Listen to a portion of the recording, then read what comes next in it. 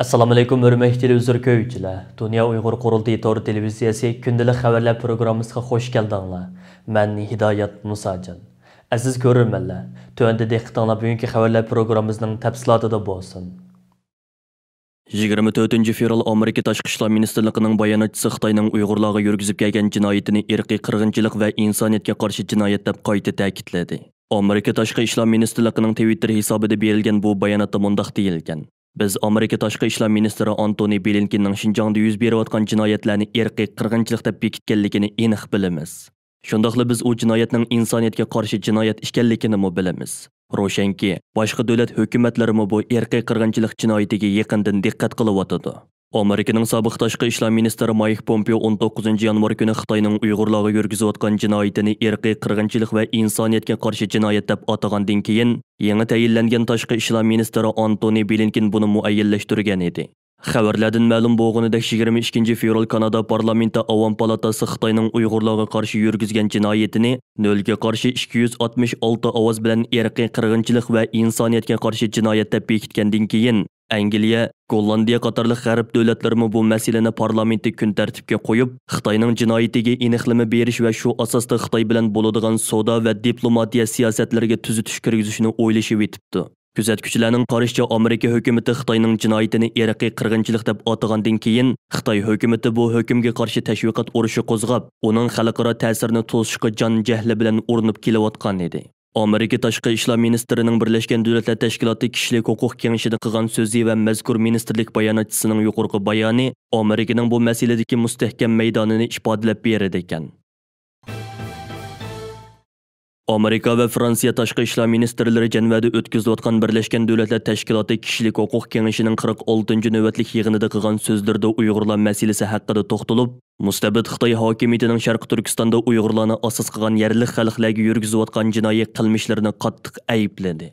Amerika va Fransiya tashqi ishlar ministrlari Antony Blinken 23 fevral Birlashgan Davlatlar Tashkiloti yig'inida qilgan so'zida Xitoy hukumatining Uyg'urlarga qarshi ilib borgan jinoyatiga sukut qilmaydiganligini bildirdi va uni qabihlik jinoyati deb atadi. Fransiya tashqi ishlar ministri Jean-Yves Le Drian apandimi 24 fevral kuni Birlashgan Davlatlar Tashkiloti yig'inida qilgan so'zida Xitoyning Uyg'urlarga yurgizib kelgan jinoiy qilmishini tuzumlashgan bostirish deb atadi va mundaq deb ko'rsatdi. Xitoyning Uyg'ur rayonidan kelgan guvohchilarning bayoni va ta'minlagan hujjatlari shuni ko'rsatdiki, Uyg'urlar qabih usullar bilan, ya'ni keng ko'lamli nazorat sistemasi va tuzumlashgan bostirish sistemasi orqali boshqarilmoqda. Liderian so'zda yana 2020-yil kishilik huquq ahvoli nacharlashib ketgan bir necha rayon qatorida Sharq Turkistonni misolga elib o'tdi. Undan boshqa yana Angliya, Germaniya, Turkiya qatorliq davlatlarning tashqi ishlar ministrlari bu qitim Jenevada chaqirilayotgan Birlashgan Davlatlar Tashkiloti kishilik huquq kengashining 46-navbatlik yig'inida qilgan so'zlarda maxsus Uyg'urlar masalasini tilga olgan va Xitoy hukumatidan Birlashgan Davlatlar Tashkiloti xodimlarining Sharq Turkistonga berib, erkin holda tekshirish elib berishiga yo'l qo'yishini talab qilgan. Turkiya tashqi ishlar ministri Mavlud Chavusho'g'li bo'lsa Xitoy hukumatining taklifiga binoan Turkiya hukumatining Sharq Turkistonga tekshirish hay'ati avatadiganligini jakarlagan edi. Kanada parlamenti 22 fevral kuni Xitoyning Uyg'urlarga qaratgan zulmlarini rasmiy yo'sinda irqiy qirg'inchilik deb bekitgandan keyin, Kanada Trudeau hukumati parlamentning bu qaroriga qanday inkas bildirdiganligi xalqaro jamoatchilik va chet ellardagi Uyg'urlar yaqindan diqqat qilayotgan muhim nuqtalarning biri edi. Dünya Uyghur Qurultayı Muhacirlar Komitetining mudiri, Kanadadagi siyosiy faoliyatchimiz Mehmet To'xta apandimning istansimizga bildirishicha, 24 fevral kuni Kanada bosh ministri Trudeau parlamentda o'qituvchi partiyalarning bu vaqtdagi savollariga duch kelgan. Shu kuni bosh ministr Trudeau parlamentdagi kundalik savol so'rash jarayonida o'qituvchi partiyalarga mansub parlament a'zolarining Kanada parlamenti tomonidan qabul qilgan Uyg'ur milliy qirg'inchilik qarori haqida Kanada hukumatining bundan keyin qanday konkret tadbirlarni oladiganligi haqidagi savoliga javob berib, hukumatning parlament qabul qilgan Uyg'ur qirg'inchilik qarorini qabul qiladiganligini bildirish bilan birga majburiy emgak mahsulotlari haqida tadbir oladiganligini, Uyg'ur qirg'inchilik masalasi haqida ittifoqdoshlari bilan hamkorlashib kuchli tadbirlarni oladiganligini bayon qilgan. 22 fevral Kanada parlamentida irqiy qirg'inchilik taklif loyihasi ovozga qo'yilganda hokimiyat beshidagi liberal partiyaga mansub parlament a'zolarining hech birining bu taklif loyihasiga qarshi ovoz bermaganligi va hukumat tarafining bu taklif loyihasining ma'qullanishiga hech qanday to'sqinlik qilmaganligi o'qituvchi partiyalarni suyundirgan edi. 24 fevral günü Mehmet Toxta əpəndim Kanada parlamentida 22 fevral günü 0'ga qarşı 266 ovozning qo'llashi bilan ma'qullangan irqiy qirg'inchilik taklif loyihasini hozirlab sungan konservativ Avam palata a'zosi Michael Chong əpəndim bilan 1 soatga yaqin maxsus ko'rishib, uningga butun Sharq Turkiston xalqi nomidan qayta rahmat aytish bilan birga parlamentning yuqorqi qarorini bundan keyin qanday qilib konkret tadbirlar bilan amaliy harakatga aylantirishning yo'llari haqida suhbat ilib borgan. Ondan başqa yana 22 fevral günü Kanada Avam palatası Kanadaning Xalqaro Olimpik komitetiga 2022 yillik Beijing qishliq olimpik musobaqasini boshqa davlatga yetkazishni talab qilish to'g'risidagi taklif loyihasini 229 ovozdan qo'llashi, 29 ovozdan qarshi turishi bilan qabul qilgan edi. Amerika Xalqaro Diniy erkinlik komitetining komissari Nuri Turkel әпәнди 24 fevral günü Erkin Asiya radiosi Uyg'ur bo'limining maxsus ziyoratini qabul qilib, ba'zi matbuotlarda ilgari surilgan Biden hukumatı Xitoyning millionlagan Uyg'urlarga qarshi yurgizgan harakatini irqiy qirg'inchilik deb tonish yoki uni inkor qilish masalasida gangirab qilyotdi degan qarashlarga asla qo'shilmaydiganligini. Chunki Amerikaning irqiy qirg'inchilik diagnozini yengillik bilan chiqarmaydiganligini eskartib mundaq dedi. Amerikaning vahshiyliklarni baholab yakun chiqarish bosqichi qonun va dalillarga tayinib turib chiqariladi. Bundaq nozuk masalalarda orqaga chekinish Amerika qonunlarining e'tiboriga zarba beradi. Bundaq ish Amerika tarixida ko'rilib boqmagan. Nuri Turkel әпәнди so'zida Biden hukumatining vazifa topshirib olganiga texi bir oycha bo'lganligini, ularning tadbir belgilashiga vaqt berilishi kerakligini eskartib mundaq dedi. Irqiy qirg'inchilik yakuni e'lon qilingandan keyin amdiki masala uningga qanday tadbir qo'llanishdir. Bu hokimiyat texnicha shakllanish bosqichida. Shunga ularning darhol harakatga o'tishi mumkin emas. Ular oldi bilan kerakli planlarni tuzishi va bir strategiya belgilab chiqishi kerak.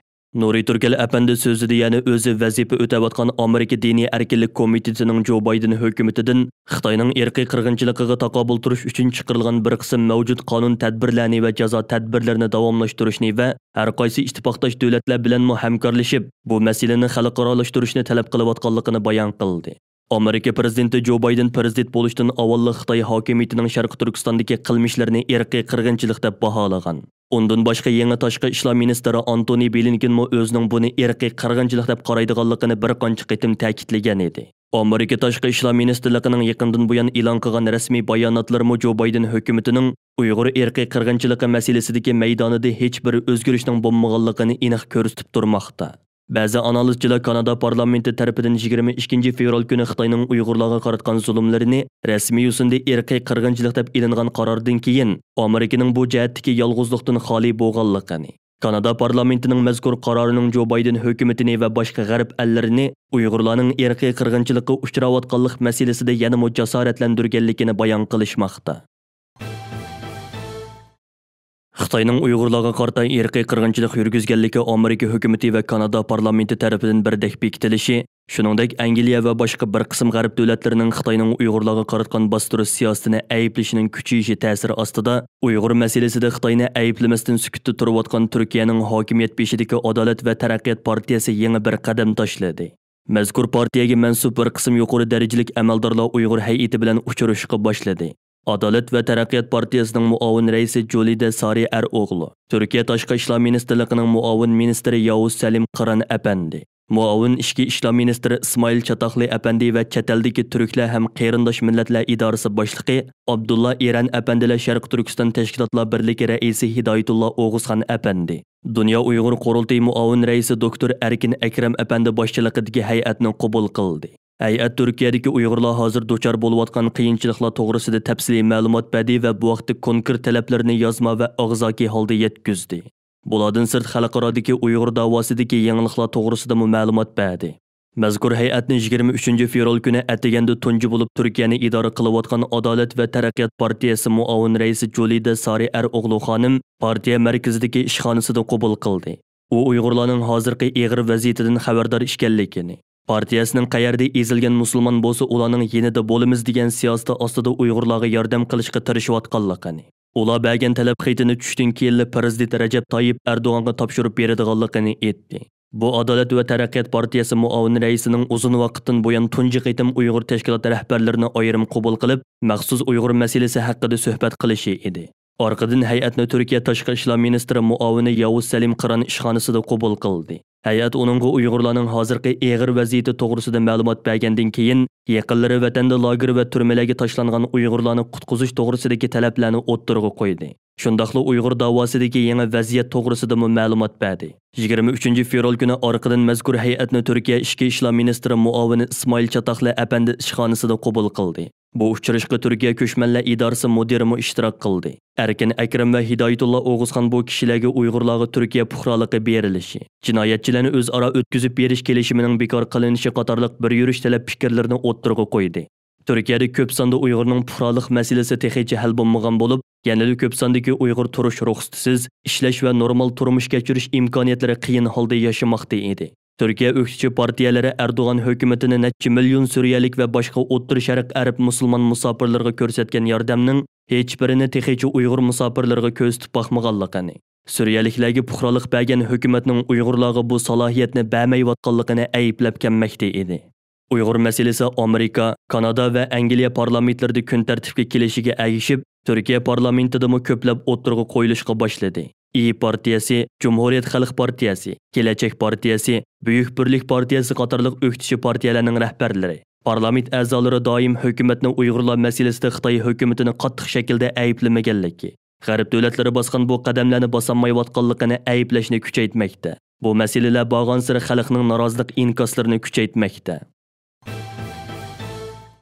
Kanada parlamentining 22 fevral kuni Xitoyning Uyg'urlarga qaratgan zulmlarini rasmiy yo'sinda irqiy qirg'inchilik deb olgan qarori vatandagi urug' tuqqanlarning izdirikini qilib, Turkiyada norozilik harakati elib berayotgan lager qurbonlari yaqinlari va ularning bu harakatiga ovoz qo'yish maqsadida har qaysi alladagi Xitoy elchixonalari oldida namoyish elib berayotgan qarindoshlarimizning umidi va jasoratini yanada oshirdi.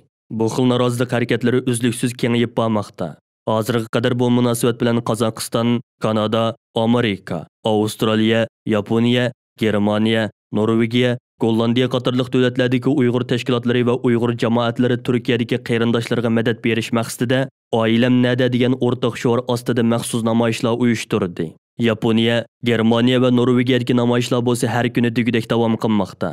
Masalan, Yaponiya Uyg'ur jamiyati tarafidan Yaponiyaning Saitama o'lkasida 13 fevral boshlatilgan norozilik namoyishlari bugun 13 kuniga. Yevropa Sharq Turkiston birligi tashkiloti tarafidan Xitoyning Germaniya Myunxen shahridagi konsulxonasi oldida 16 fevral boshlatilgan Oilam qayerda nomli norozilik namoyishi bugun 10 kuniga. Norvegiyadagi Uyg'ur komitetining uyushtirishi bilan Oslodagi Xitoy elchixonasi oldida 22 fevral boshlatilgan namoyish bugun 4 kuniga qadam qo'ydi.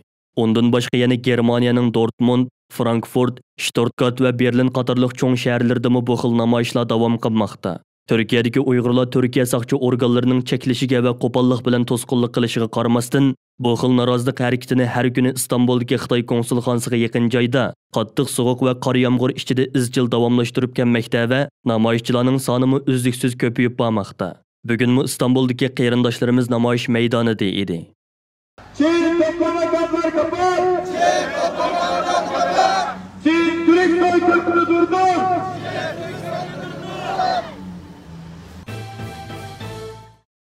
Dünya Uyghur Qurultayı Tadqiqot Markazi tarafidan 26 fevral juma kuni mashhur diniy olimimiz va adibimiz lager shahidi Muhammad Salih Damulla hojimning shonliq hayoti haqida maxsus muhokama va xotirlash yig'ini o'tkazildi. Mazkur ustozimizning hayot vaqtida uning bilan suhbatda va uchrashishda bo'lgan diniy ulamolarimiz va jurnalist ziyolilarimizning qatnashishida to'g'ri orqali ilib beriladigan va oldimizdagi juma kuni Berlin vaqti tushdan keyin soat 17 da boshlanadigan suhbat yig'inining naq maydon ko'rinishini Dünya Uyg'ur Qurultayining YouTube sahifasidan bevosita ko'ra olasiz. Hammamizga ma'lum bo'lganidek mashhur diniy olimimiz va adibimiz Muhammad Salih Damulla hojim 2018-yili 2-oyda Xitoyning lagerida shahid bo'lgan va bu vaqtdagi xabar chet ellardagi Uyg'urlarning qattiq g'azabini qo'zg'ab qolmasdan xalqaroda nihoyatda kuchli inkas paydo qilgan edi. Hurmatli televizor ko'ruvchilar, yuqorida Dünya Uyg'ur Qurultayi to'r televiziyasi kundalik xabarlar programmasini diqqatingizga sundiq.